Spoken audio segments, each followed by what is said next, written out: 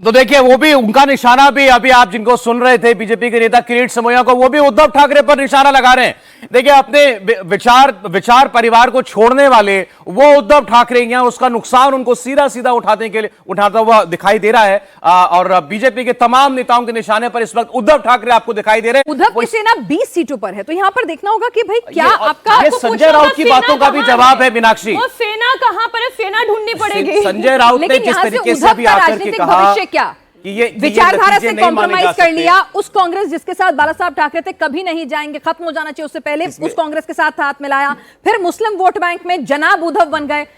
लेकिन अभी उद्धव ठाकरे बहुत नजदीकी मुकाबले में है, बहुत टफ फाइट दे रहे हैं। वो ऐसा नहीं है कि वो एकदम से मुकाबले से बाहर हैं। किसको टफ फाइट दे? अदर्स को।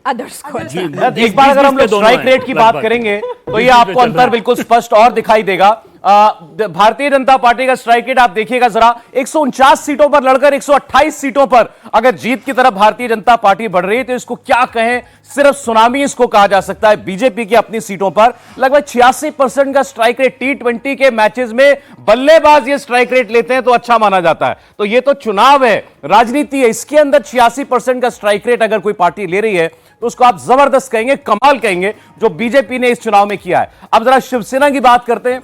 शिवसेना जब हम कहते हैं तो एकनाथ शिंदे मतलब 55 सीटें इस वक्त वो जीतते हुए दिखाई दे रहे हैं। 80 सीटों पर कुल चुनाव लड़े थे, उनका स्ट्राइक रेट भी लगभग 69% का है। जबरदस्त परफॉर्मेंस एकनाथ शिंदे की भी, और ये भी बता रहा है आपको कि महायुति में जिस तरीके का सीट डिस्ट्रीब्यूशन किया गया, यानी जिस सीट पर जिस पार्टी को लड़ने का मौका दिया गया वो बड़े सटीक तरीके से वो सीट डिस्ट्रीब्यूशन हुआ था, और डायरेक्ट फाइट जिनकी भी एकनाथ शिंदे के साथ थी उसमें वो भारी पड़ते हुए दिखाई दे रहे हैं। ज्यादातर सीटें इसमें उनकी उद्धव ठाकरे के सामने ही थी। ऐसे ही आप अजीत पवार के लिए भी कह सकते हैं। अजीत पवार को पश्चिम महाराष्ट्र में ज्यादातर सीटें मिली थी, शरद पवार के सामने उनको लड़ना था। 37 सीटों पर आगे लड़ रहे हैं, 59 में से लगभग 63 सीटों पर 63% उनका स्ट्राइक रेट जो है वो जाता हुआ दिखाई दे रहा है। जरा पार्टी वाइज सिचुएशन इस वक्त आप देख लें, 128 सीटों के साथ बीजेपी सबसे बड़ी पार्टी बनकर उभर रही है महाराष्ट्र में, और इसलिए चर्चा हो रही है कि क्या महायुति में मुख्यमंत्री का ताज देवेंद्र फडणवीस के सिर पर सजेगा। आप देखें 128 सीटों पर भारतीय जनता पार्टी की लीड दिखाई दे रही है। वहीं आप एकनाथ शिंदे की ताकत को देखिए, 55 सीटों पर लीड बनाए हुए नजर आ रहे हैं एकनाथ शिंदे। इसका सीधा मतलब आप समझे कि परिवारवादी पॉलिटिक्स जो उद्धव ठाकरे की थी उसे पूरी तरीके से नकार दिया जनता ने, क्योंकि ठीक इसके उलट अगर आप उद्धव ठाकरे की परफॉर्मेंस को देखेंगे तो 20 सीट पर इस वक्त उद्धव ठाकरे लीड करते हुए दिखाई दे रहे हैं। ऑन कॉन्ट्ररी आप ये देखिए कितना बेहतरीन प्रदर्शन 55 सीट के साथ, इतना तो तीनों का मिलाकर महाविकास आघाड़ी में नहीं हो रहा है। आप देखिए अजीत पवार को भी जनता ने कितना प्यार दिया। 37 सीट इस वक्त एनसीपी अजीत पवार की पार्टी के पास दिखाई दे रही है, और इन टोटल आप देखिए 224 का यह आंकड़ा बढ़ रहा है, और प्लस 39 महायुति के खाते में जाता हुआ दिखाई दे रहा है। वहीं दूसरी तरफ जब आप महाविकास आघाड़ी की रिपोर्ट देखें तो रिपोर्ट कार्ड पुअर ही कहा जाएगा। कांग्रेस पार्टी की सबसे पहले बात कर ले, ऐसा लग रहा है इस स्ट्राइक रेट को देखकर या इस आंकड़े को देखकर सौरभ, जैसे राहुल गांधी ने ही पूरी की पूरी महाविकास आघाड़ी को डुबो दिया है। आप कांग्रेस का रिपोर्ट देखिए, 25 सीट, 20 उद्धव ठाकरे, शरद पवार की सारा ब्लेम जो है राहुल गांधी को देना चाहती है। मैं अलग अलग पार्टियों का हाल आपको दिखा देता हूं तो ज्यादा अंदाजा लगेगा। कांग्रेस पार्टी की पहले बात कर लेते हैं। 100 सीटें लड़ी, 25 पर आगे है, 25% सीटें केवल कन्वर्ट करती हुई दिखाई दे रही है। बहुत खराब स्ट्राइक रेट कांग्रेस पार्टी का जाहिर तौर पर। बीजेपी के सामने एक बार फिर 75 सीटों की जो डायरेक्ट कॉन्टेस्ट थी, 100 में से 75 सीटें वो बीजेपी के सामने लड़ रही थी, ज्यादातर सीटों पर हार की ओर बढ़ रही है। उद्धव ठाकरे की शिवसेना 97 सीटें लड़ी, 20 सीटों पर फिलहाल आगे केवल 20.62% स्ट्राइक रेट है। उद्धव ठाकरे महाविकास आघाड़ी में झगड़ा था, ज्यादा सीटें कौन लड़े, कांग्रेस और उद्धव ठाकरे लगभग बराबर सीटों पर लड़े, और हाल भी लगभग एक जैसा ही दिखाई दे रहा है। 20-25% का स्ट्राइक रेट दोनों पार्टियों का दिखाई दे रहा है। लेकिन शरद पवार का उससे भी बुरा स्ट्राइक रेट है, 86 सीटों पर। यह कहा जा रहा था जब टिकट बंटवारे को लेकर तीनों पार्टियों में झगड़ा था कि शरद पवार ने कांग्रेस और उद्धव ठाकरे के झगड़े का फायदा उठाते हुए ज्यादा सीटें ले ली लड़ने के लिए। उसका नुकसान देखिए आप, 86 लड़ रहे हैं, 16 पर केवल आगे दिखाई दे रहे हैं। छोटी सी लाइन इसमें ऐड करना चाहती हूँ। शरद पवार वो स्टॉलवर्ड लीडर है महाराष्ट्र के, जिनके बारे में हमेशा कहा जाता रहा कि ये तो किंग मेकर की भूमिका में रहते हैं। सचिन, ऐसा लग रहा है कि पहले अपनी पार्टी को तो बचा ले, किंग मेकर वाले हो तो वो तो पुराना जुमला हो गया।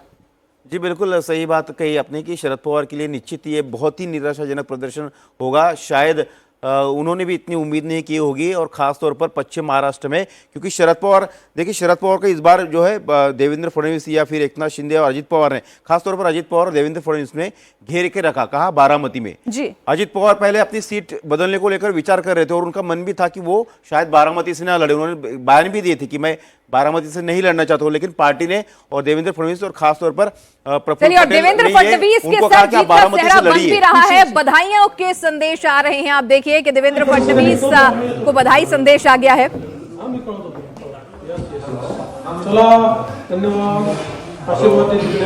ये जीतने के बाद देवेंद्र फडणवीस की तस्वीर है, लगातार फोन पे जुटे हुए हैं, अभी लगातार बधाई संदेश उनके पास आ रहे हैं। बिल्कुल सही आपने नंबर दे दिया।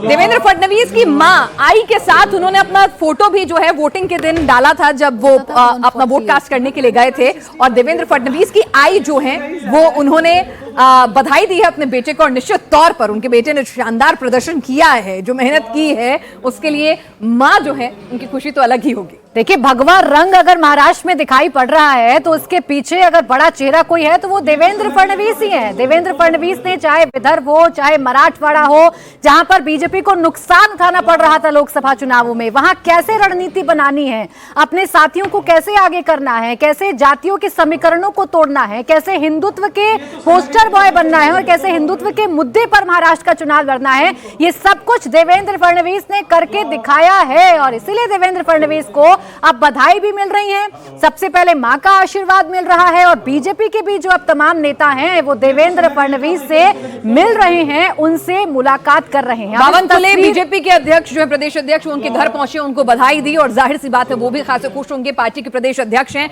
और देवेंद्र फडणवीस के करीबी जो हैं वो भी एक एक कर उनके घर पहुंच रहे हैं, उनको बधाई देने का सिलसिला थम नहीं रहा है। हर तरफ से ये आवाजें आ रही हैं कि फडणवीस को ही सीएम बनाया जाए। उन्होंने धर्मयुद्ध का जो शब्द का प्रयोग किया ना, हाँ। उसका काफी गहरा इंपैक्ट हुआ। वोट जिहाद के बदले धर्मयुद्ध, तो धर्मयुद्ध मतलब। चलिए, और अजीत पवार के घर कैडर ने उसको बहुत दिल पर ले लिया। अजीत पवार कमजोर कड़ी नहीं भाई, ये डार्क हॉर्स हैं। चाचा से, गुरु से जो सीख ली थी उसी से उनका चक्रव्यूह भेद डाला है, और देखिए कि किस तरह से अब उनके घर पे मिठाई पहुंच रही है। और अजीत पवार ने एक शानदार कमबैक किया। प्रफुल्ल पटेल पहुंचे अजीत पवार से मुलाकात करने के लिए, जीत की बधाई देने के लिए। 41 सीटों पर एनसीपी अजीत पवार जो है वो आगे चल रहा है, लीड बनाए हुए है, और कहीं ना कहीं अजीत पवार का राजनीतिक भविष्य जो है वो दांव पर लगा हुआ था। बारामती में उनकी पत्नी जब हारी तो उन्होंने खुद अपनी गलती स्वीकार की, और जिस तरह से कहा जा रहा था कि अपने चाचा को, अपने गुरु को धोखा दे दिया, लेकिन अब देखिए कि किस तरह से उन्होंने बाउंस बैक किया है, संगठन को, काडर को अपने साथ जोड़ा है। प्रफुल्ल पटेल यहां पर तस्वीरों में नजर आ रहे हैं, अजीत पवार के घर मिठाई लेके पहुंचे हैं जीत की। ये भी दिख रहा है कि Ajit Pawar finally political air जो है एनसीपी के वही है, ना कि शरद पवार जी के बड़े और जो शरद पवार जी के इर्द गिर्द तिलिस्म रहता है कि शरद पवार एक ऐसा चक्रव्यूह रखते हैं, शरद पवार के मन में क्या चल रहा है कोई नहीं जानता, शरद पवार के हर पार्टी से अच्छे संबंध है, शरद पवार की शतरंज की बिसात कोई नहीं पढ़ सकता, तो वो सब कुछ जो उनका ऑरा है कहीं ना कहीं वो भी डैमेज और डेंटेड होगा। बिल्कुल, एक तो ये दिखा रहा है कि अजीत पवार ने जो इस टाइम पे क्लाउड, पॉलिटिकल क्लाउड उनके पास है, उससे वो ऑब्वियसली एक बहुत अच्छी पोजीशन में आ रहे हैं। ऐड करना चाह रहे हैं। इससे अलग थोड़ा आज जीत के इस जश्न के बाद प्रधानमंत्री नरेंद्र मोदी बीजेपी मुख्यालय में आने वाले हैं। अभी उनका कार्यक्रम तय हुआ, समय अभी थोड़ी देर में तय किया जाएगा। तकरीबन शाम में 7 से 8 बजे के बीच पीएम मोदी एक बार फिर से बीजेपी मुख्यालय आएंगे महाराष्ट्र की जीत के बाद, कार्यकर्ताओं को संबोधित करने के लिए, देश को संबोधित करने के लिए। जाहिर सी बात है जीत बहुत बड़ी है और जीत के बहुत मायने हैं, क्योंकि जीत के मायने को अगर बिना समझना है तो नंबर्स को देख लेना होगा। जहां डायरेक्ट फाइट बीजेपी और कांग्रेस की है, वहां कैसे कांग्रेस बिल्कुल पीछे रह गई। यानी मोदी वर्सेस राहुल की फाइट में अभी भी प्रधानमंत्री नरेंद्र मोदी का जो जलवा है वो कायम है, और प्रधानमंत्री नरेंद्र मोदी के जलवे का नतीजा महाराष्ट्र के नतीजों में हमें दिखता हुआ नजर आ रहा है, उसकी झलक हमें नजर आ रही है। देवेंद्र फडणवीस के साथ मिलकर, देवेंद्र फडणवीस के चेहरे को आगे करके कैसे बीजेपी ने चुनाव लड़ा और उसका नतीजा क्या रहा। वो 227 सीटें जो महायुति जो महायुति की पिक्चर है या जो महायुति के नंबर है उसमें जरूर दिखाई पड़ रहा है। एक तस्वीर मैं दिखाना चाहूंगी प्राची, उससे पहले एक मुस्कुराहट भरी तस्वीर है और जाहिर सी बात है, जरा मुस्कुराइए क्योंकि आप जो है बहुत शानदार जीत का ये मुस्कुराहट क्यों है मैं बता देती हूँ पिनाज, क्योंकि ये मुस्कुराहट देवेंद्र फडणवीस की लगातार बरकरार है। तो ये मुस्कुराहट है इस स्ट्राइक रेट की वजह से। बीजेपी का स्ट्राइक रेट, बीजेपी की सीटें 127 सीटें आप 149 सीटों में से जीत रहे हैं। ये ऐतिहासिक जीत भारतीय जनता पार्टी की है। आप सोचिए 85.23% स्ट्राइक रेट रहा है भारतीय जनता पार्टी का पूरे महाराष्ट्र में। 127 का आंकड़ा कैसे बीजेपी का पहुंचा 149 में से, आइए ये आपको बताती हूं। और इसके लिए आपको महाराष्ट्र के 6 रीजन समझने होंगे। 6 रीजन समझने के लिए सबसे पहले मराठवाड़ा की बात कर लेती हूं। मराठवाड़ा की हम बात कर रहे हैं, 48 सीटें हैं और यहां पर महायुति को 37 सीटें मिल रही हैं। 37 सीटों पर यहां महायुति ने बढ़त बना ली है, 4 सीटों का फायदा। जबकि कांग्रेस गठबंधन यानी कि महाविकास आघाड़ी की बात करेंगे तो 10 सीट यहां पर उनको रुझान में बढ़त मिला, 3 सीटों का नुकसान हो रहा है। और ये वही मराठवाड़ा है जहां से आंदोलन हुआ मराठा का और सबसे ज्यादा समझा गया कि डेंट यहां महायुति को लगेगा, लेकिन ऐसा हो नहीं पाया। आगे आप मुंबई की अगर बात करेंगे तो मुंबई जरूर गढ़ कहा जाता रहा, लेकिन गढ़ कहा जाता रहा संयुक्त शिवसेना का और आप ये कह सकते हैं कि बीजेपी का। और यहां पर बीजेपी और एकनाथ शिंदे ने मिलकर कमाल कर दिया। 36 सीटों की अगर आप बात करेंगे, 36 में से 25 सीटों पर महायुति ने बढ़त बना रखी है। जबकि कांग्रेस की आप बात कर रहे हैं तो कांग्रेस गठबंधन यानी महाविकास आघाड़ी कुल 11 सीटों पर आपको फिलहाल नजर आ रही होगी। उत्तर महाराष्ट्र या सबसे ज्यादा स्कोप था महायुति के लिए और उसी स्कोप के मुताबिक महायुति 29 सीटें, 36 में से 29 सीटों में से आगे चल रहे हैं। और देखिए सुनीता पवार कुछ कह रही हैं, जरा सुन लेते हैं। त्या कौलाचा आदर करूयात। बारामतीकरांच्या सर्व मतदार बंधू भगिनींचे मी मनापासून धन्यवाद देते। त्यांनी दादांच्या पाठीशी खंबीरपणे उभे राहिले नेहमी सारखेच, कारण दादांनी केलेला विकास हा सगळ्यांच्या समोरचा होता। और दादा ने जो विकास किया है वो सब चुनाव क्षेत्र के लोगों ने देखा और सब लोग पहले दिन से कह रहे थे मतदाता कि हम दादा के पीछे इस बार खड़े रहेंगे। इसलिए मैं सभी मतदाताओं की बहुत बहुत दिल से आभार व्यक्त करती हूँ। जल्लोष चालू आहे इकडे। मी और जश्न चल रहा है। मी आजींना भेटायला आले होते और मैं अपनी आजी जो है यानी कि अजीत दादा की जो आई है माँ है उनकी, उनको मिलने आई थी और उनको मिली मैं और उनके आशीर्वाद की वजह से भी ये जीत मिली है। क्या कहेंगे आप, बड़ा दिन है आज दादा के लिए, राष्ट्रवादी के लिए, आपके लिए, बारामती के लिए, क्या कहेंगे आप? सच बोले तो ये बहुत ही भाग्यशाली दिन है सबके लिए, आदरणीय अजीत दादा के लिए, राष्ट्रवादी के लिए और सब जनता के लिए, हमारे बारामती के लिए, क्योंकि बारामती के लोगों ने अपना सच्चा मत दादा की बाजू में दिया है। और मैं सब हमारी बारामती की जनता का पूरे हृदय से धन्यवाद बोलना चाहती हूँ उनको, उन्होंने दादा का साथ दिया। आपने आशीर्वाद भी लिया आज ताई का, जी ताई का, उसको लेकर उन्होंने क्या कहा? दादा से बात हुई होगी, क्या हुआ? नहीं, उनका दादा की माताजी का मैंने अभी आशीर्वाद लिया। वो भी एकदम वो तो चाहती ही थी कि दादा के लिए वो बहुत सारा आशीर्वाद उनका था पहले से, वो दादा के आशीर्वाद के लिए सबको बोल रही थी। चलिए, अजीत पवार की पत्नी सुनेत्रा पवार बारामती से लोकसभा चुनाव हारी थी, एक सेटबैक लगा था। अजीत पवार की पत्नी आज कह रही हैं, आज 23 नवंबर का दिन, अब कह रही हैं कि देखिए सब कुछ बदल गया है। बारामती की जनता का शुक्रिया अदा कर रही हैं, बता रही हैं अजीत पवार की मां से मिलने आई थी, उन्हीं के आशीर्वाद से बारामती की जनता से ये सब कुछ जो है ये संभव हुआ है। और अजीत पवार डार्क हॉर्स साबित हुए हैं। जिस तरह से सबसे कम सीटें 59 सीटों पर वो लड़ रहे थे, 42 सीटों पर लीड बनाए हुए हैं। 71.19% की लीड यहां पर स्ट्राइक रेट जो है अजीत पवार का है। अजीत पवार, जिस तरह से कहा जा रहा था कि भाई उनका राजनीतिक भविष्य जो है वो दांव पे लगा हुआ है, उनका अस्तित्व जो है वो दांव पे लगा हुआ है, सबसे कमजोर कड़ी थे और कहीं भी उन्होंने 71.19% का उनका स्ट्राइक रेट है। 59 सीटों पे वो लड़े हैं, सबसे कम सीटों पे लड़े हैं और यहां पर 42 सीटों पर वो लीड कर रहे हैं। तो चाचा अपने गुरु शरद पवार, एनसीपी असली किसकी, उनकी राजनीतिक विरासत किसकी, ये सब कुछ क्लियर कट पिक्चर हो गई है महाराष्ट्र की राजनीति में। किस तरह से जनता ने अजीत को चुना है, बारामती की जनता ने भी अजीत को चुना है, और जो पश्चिमी महाराष्ट्र का रीजन है वहां पर भी अजीत की पार्टी ने एनसीपी शरद से कहीं ज्यादा बेहतर प्रदर्शन किया है। तो वहां पर भी स्थिति साफ हो गई है कि भाई इस चाचा भतीजे की लड़ाई में चाचा जो है वो कहीं पीछे रह गए हैं। देखिए, आपने स्ट्राइक रेट का जिक्र कर ही दिया है, तो अब बता देते हैं कि पार्टी वाइज क्या स्थिति रही है, या पार्टी वाइज अभी कौन कितना आगे है। अभी तो लग रहा है कि टैली एकदम थमसी गई है, क्योंकि बीजेपी ने अच्छी खासी बढ़त बना ली है। 127 सीट, देवेंद्र फडणवीस का ही मुस्कुराता हुआ चेहरा सब कुछ बयां कर रहा है कि 127 सीट पर बीजेपी ने बढ़त बनाई हुई है। तो उनके पीछे ही उनके साथी एकनाथ शिंदे का भी मुस्कुराता हुआ चेहरा, जिनके आगे 49 का आंकड़ा आप देख रहे हैं, यानी 49 सीटों पर एकनाथ शिंदे ने बढ़त बनाई हुई है। 42 सीटें अजीत पवार, जो कॉम्प्लीमेंट कर रहे हैं इन दोनों की मुस्कुराहट को, 42 सीटों पर वो भी बढ़त बनाए हुए हैं। जबकि आप कांग्रेस की बात करेंगे तो कांग्रेस को उम्मीद नहीं होगी शायद कि इतना खराब प्रदर्शन कांग्रेस का रहेगा, क्योंकि 24 सीटों पर कांग्रेस ने सिर्फ बढ़त अभी तक बनाई है। इससे भी ज्यादा धक्का अगर किसी को लगा है तो वो लगा है उद्धव ठाकरे को।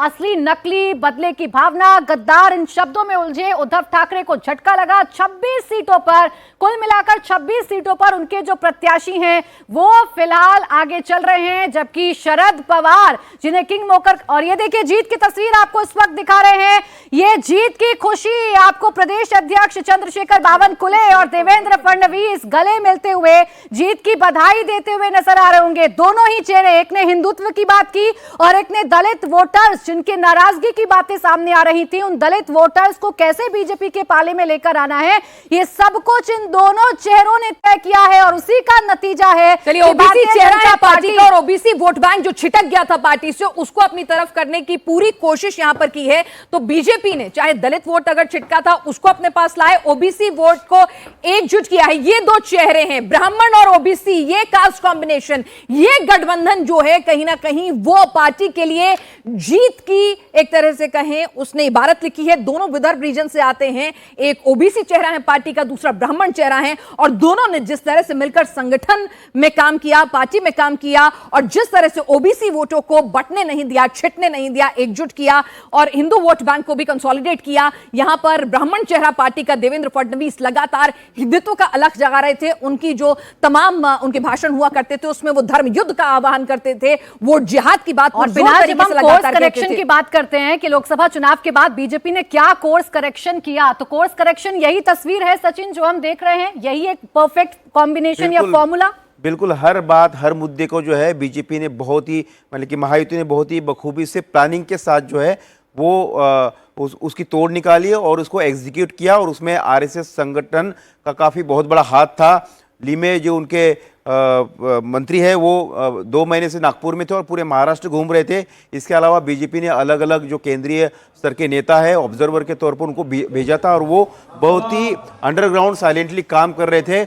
इसके अलावा उन्होंने जो अब ये दो तस्वीरें एक बार सचिन दिखा देते हैं, उसके बाद महाराष्ट्र की सियासत पर चर्चा करेंगे। आप देखिए, एक तरफ देवेंद्र फडणवीस हैं, देवेंद्र फडणवीस जिनके सर पर जीत का सेहरा बांधा जा रहा है। सबसे पहले मां का आशीर्वाद लिया, मां ने आशीर्वाद दिया देवेंद्र फडणवीस की इस बड़ी जीत पर। तो वहीं जो प्रदेश के अध्यक्ष हैं, जिनके ऊपर संगठन की जिम्मेदारी है, जो खुद विदर्भ के कामठी से चुनाव लड़ रहे हैं, वो चंद्रशेखर बावनकुले देवेंद्र फडणवीस से मुलाकात करने के लिए पहुंचे, और दोनों जो हैं एक दूसरे से गले मिलते हुए नजर आए। और ये कॉम्बिनेशन है, और ब्राह्मण का कॉम्बिनेशन जो है प्राची, वो यहां पर पार्टी के लिए सबसे ज्यादा मुफीद रहा है। सबसे ज्यादा काम जो है वो उसी ने किया है।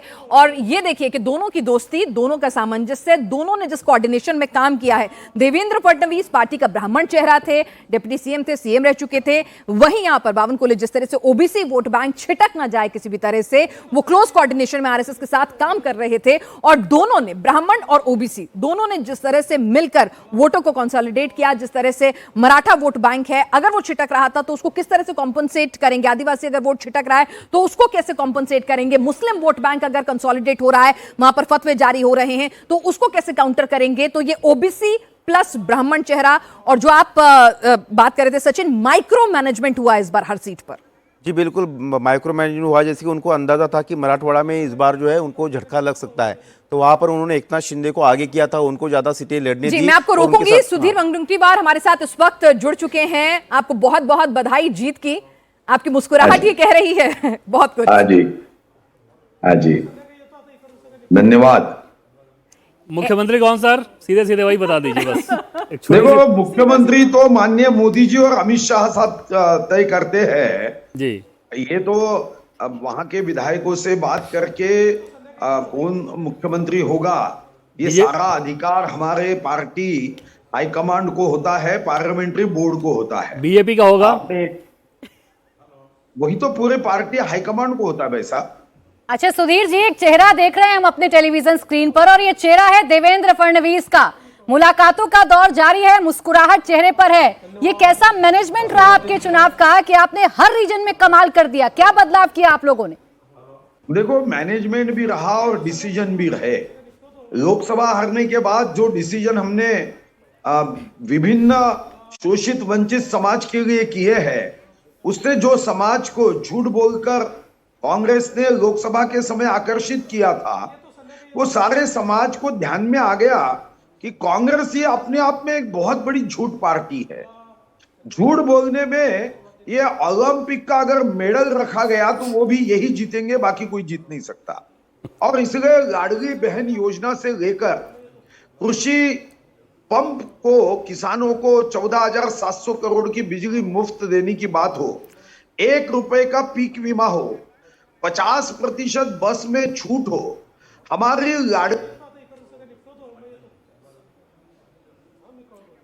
लाडली के बेटियों को 100% हमने जो कंसेशन एजुकेशन में दिया, डॉक्टर होते समय, इंजीनियरिंग होते समय, तो ये ध्यान में आ गया। ये योजनाओं से निश्चित रूप से जनता हमारे बाजू से थी। और बाद में हमारे भूपेंद्र यादव जी, शिव प्रकाश जी और अश्विनी वैष्णव जी को अमित भाई ने जो भेजा, और यहाँ पे बहुत ही अमित भाई को तो कितना भी आभार माने तो कम है।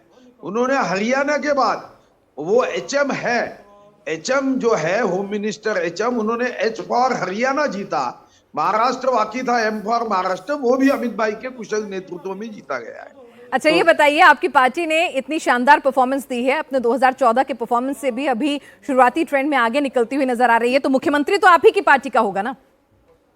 देखो, मैं फिर से आपको कह रहा हूं, देखो हम सब एक है, हमारे महायुति का संगम है।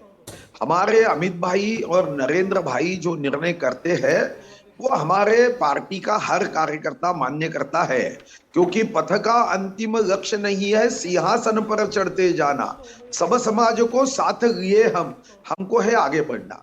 महाराष्ट्र में आप जानते हो कि बराबर 100 वर्ष पूर्व इस देश को अखंड और एक रखने के लिए राष्ट्रीय स्वयंसेवक संघ की स्थापना हुई जी। राष्ट्रीय स्वयंसेवक संघ ने हमें यही सिखाया है, नमस्ते सदा वत्सले मातृभूमि। इच्छा क्या है लेकिन? नहीं सुधीर जी, इच्छा क्या है? बीजेपी कार्यकर्ताओं, बीजेपी नेताओं की इच्छा तो होगी ना कि मुख्यमंत्री अपना हो जाए, ये इच्छा तो होगी, इसमें तो कुछ गलत नहीं है, ऐसा जो भी हो। हम अब जी चीजें करती है, हमारी व्यक्तिगत इच्छा आकांक्षाओं का राजनीति में कोई महत्व नहीं रहता है। अब मुझे लोकसभा का टिकट दिया, मेरी तो इच्छा नहीं थी, पर पार्टी ने देने के बाद हम लड़े। नहीं सुधीर बाबू, चलिए इस बीच एक बड़ी खबर दे दें। वर्ली से आदित्य ठाकरे पीछे हो गए हैं, तो क्या मिलिंद देवड़ा आगे हैं और एमएनएस से संदीप देशपांडे जो हैं वो वोट काटने का काम कर रहे थे यूबीटी का, तो क्या यहां आदित्य ठाकरे के लिए मुश्किलें हो सकती हैं? क्योंकि एमएनएस ने भी अपना कैंडिडेट संदीप देशपांडे के तौर पर खड़ा किया था और बहुत हद तक कहा जा रहा था कि वो शिवसेना यूबीटी का ही वोट काटेगा। तो यहां पर आदित्य ठाकरे फिलहाल वर्ली सीट से पीछे चल रहे हैं उद्धव ठाकरे के बेटे। और इस पे सुधीर जी का ही कमेंट लेना चाहिए। क्या ये भरोसा है कि आदित्य ठाकरे चुनाव हारेंगे, वहां पे भी उनको पटकनी दी जाएगी आप लोगों द्वारा? देखो, महाराष्ट्र को जिताने के लिए खड़े हैं। अब महाराष्ट्र के दीन दुर्बल शोषित पीड़ित व्यक्तियों को आने वाले दिनों में देश में दिल्लीचे ही तख्त राखतो महाराष्ट्र माझा 5 ट्रिलियन में हमारा महाराष्ट्र $1 ट्रिलियन इकोनॉमी हो, इसलिए हम खड़े हैं। हम किसी को हराने के लिए नहीं, हम तो लोगों के दिल जीतने के लिए खड़े हैं। चलिए ऐसे बताइए, शरद पवार जी की पार्टी का इतिहास में अब तक का सबसे खराब परफॉर्मेंस है, अभी तक के जो आंकड़े आ रहे हैं। लगभग बार की राजनीति अब खत्म यहाँ से। देखो, मैं किसी की राजनीति खत्म होती इस पे बात कभी नहीं करूंगा, मगर वक्त का तकाजा है कि जो बेईमानी करके राजनीति करेगा, जिन्होंने 2019 में ये महाराष्ट्र को आगे बढ़ाने के लिए स्थिर सरकार आई थी, 161 हम चुन के आए थे, कुर्सी का प्रेम हुआ। देखो, अगर दिमाग लग जाती है तो कुर्सी का खेल समाप्त होता है, मगर किसी नेता के दिमाग में कुर्सी की दिमाग लग जाती है तो राज्य का विनाश होता है। 2019 में हमने ये देखा कि हमें जनता ने चुन के दिया था, मगर उद्धव जी के दिमाग में ये बात आ गई कि मुझे कुर्सी चाहिए। अच्छा, सुधीर बाबू, क्या महाराष्ट्र की जनता ने अब ये इसका जवाब दे दिया है? सुधीर बाबू, महाराष्ट्र की जनता ने इसका जवाब दे दिया है कि अब गद्दारी का मुद्दा, जो तोड़फोड़ का मुद्दा है, वो खत्म हो चुका है और लीगेसी तो उद्धव जी ने की थी, गद्दारी उद्धव जी ने की थी। विभीषण ने कभी रावण को छोड़ा तो रावण को छोड़ते समय विभीषण ने गद्दारी नहीं की, ये ध्यान में रखना। अच्छा, चलिए एक बात बता दीजिए, अब आगे की तैयारी क्या है? ये जीत का सेहरा महाराष्ट्र में किस नेता के सर पर बंधने जा रहा है? बताया मैंने आपको कि सीएम का कैंडिडेट ये हमारा कॉमन मैन होता है। सीएम का मतलब ही हम सभी मिलकर माननीय नरेंद्र मोदी जी, माननीय अमित भाई जी जो चर्चा संवाद करने के बाद निर्णय करेंगे वो सर्वोपरि है। हमारे यहाँ इच्छा आकांक्षा लेकर राजनीति कोई नहीं करता। लेकिन सुधीर बाबू, क्या ये बहुत ही स्मूथली हो जाएगा? क्योंकि ऐसा तो नहीं है कि सीएम को लेकर फिर और आप जो है कुछ और दिन लेंगे तो फिर उद्धव ठाकरे हो, शरद पवार, इनको मौका मिल जाएगा। देखो सीएम पद के लिए कैसे झगड़ रहे। देखो, हमारे यहाँ कोई झगड़ा नहीं। माननीय अमित भाई ने कहने के बाद ये पोस्टर तो आज सभी के लगे ना सुधीर बाबू, पोस्टर आज सभी के लगे, अजीत दादा की भी लगे हैं, देवेंद्र जी की भी पोस्टर लगे हैं, थाने में जो है एकनाथ शिंदे जी के भी पोस्टर लगे हैं। भाई साहब, कार्यकर्ता के मन में ये भाव आता है और वो अपने नेता का पोस्टर लगाता है, तो ये कोई नेता कहता है क्या? हमारे तीनों नेता समझदार है। हमारे तीनों नेताओं ने हमेशा त्याग का भाव व्यक्त किया है। कहाँ भाव आता है कार्यकर्ता के मन में? आप तो बता ही नहीं रहे हैं कि आपके अंदर का भाव क्या है। एक बार बताइए ना कि देवेंद्र फडणवीस की इच्छा है बीजेपी का मुख्यमंत्री होना चाहिए। आपको बड़े स्पष्ट रूप से कह दिया क्या कि हम कोई भी लोग राजनीति इसके लिए नहीं करते, हम विचारों की राजनीति करते हैं। नमस्ते सदा वत्सले। मतलब फडणवीस जी सीएम ना बने चलेगा? ठीक है देवेंद्र, कितना भी पूछ लेंगे बताएंगे नहीं, ये बताएंगे नहीं। अब धन्यवाद करने का वक्त आ गया सुधीर जी को। सुधीर बाबू, बावनकुले जी खुलकर कह रहे कि हमारे दिल के मुख्यमंत्री फडणवीस जी है, दरेकर कह रहे, प्रसाद लाल कह रहे। तो मैं यही कहना चाहता हूँ कि क्या बीजेपी के जो तमाम जो विधायक अभी चुनकर आएंगे, उम्मीदवार चुनकर आएंगे, क्या उनकी एक राय यही होगी, एक नाम पर होगी, कि या वहां पार्टी में अलग अलग राय होगी? क्या आपके पार्टी में? मुझे पार्टी का डिसिप्लिन मालूम है। मैं भी 30 साल से विधायक करके चुन के आ रहा हूं और अभी 95 से विधायक हूं। हमारे पार्टी में वो हमारे वरिष्ठ नेता सबसे बात करके आगे बढ़ते हैं। चलिए, तो बातचीत जब आपकी होगी आपके पास दोबारा लौटेंगे। फिलहाल जीत की आपको ढेरों बधाई है और हमसे बातचीत करने के लिए आपका शुक्रिया। और मुंबई बीजेपी दफ्तर की तस्वीरें जरा देख लीजिए। जीत का जश्न है, ये जीत बड़ी है, ये जीत ऐतिहासिक है। और देखिए किस तरह से बीजेपी मुख्यालय को सजाया जा रहा है और वहां पर कार्यकर्ता जो है वो जुटना शुरू हो गए हैं। उत्साह होना लाजमी है। बीजेपी अपने अब तक के सबसे बेहतरीन प्रदर्शन की ओर यहां पर बढ़ती हुई नजर आ रही है।